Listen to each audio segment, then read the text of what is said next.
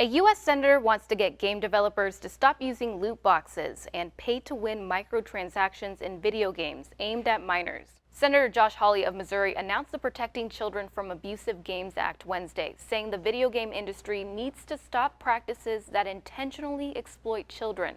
The bill specifically applies to games that target players under the age of 18 and whose developers knowingly allow minor players to engage in microtransactions.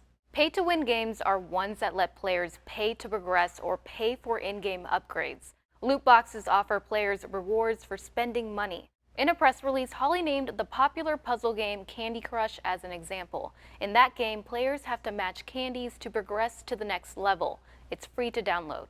These are games that usually are free or purport to be free, but then in the midst of the game, the companies say, well, listen, if you'll give us some money now, we'll give you some advantages in the game. And the point is to get the kids to keep playing and also to be spending their parents' money.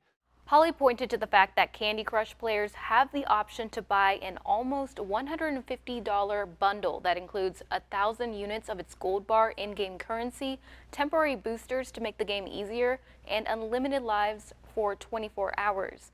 He said game developers shouldn't be allowed to monetize addiction. So the companies get two things out of it. They get more money and they get the kids addicted to the game. This needs to stop. They need to be upfront about what their games are actually doing, and they need to stop practices that intentionally exploit children.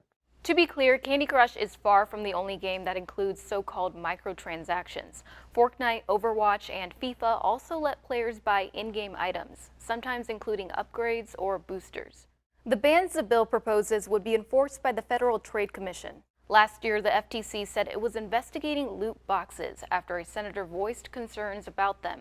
Newsy reached out to Candy Crush and its publisher King for comment, but has not heard back. Last year, though, well before Hawley unveiled his bill, one trade group representing several video game companies told Polygon loot boxes are one way that players can enhance the experience that video games offer.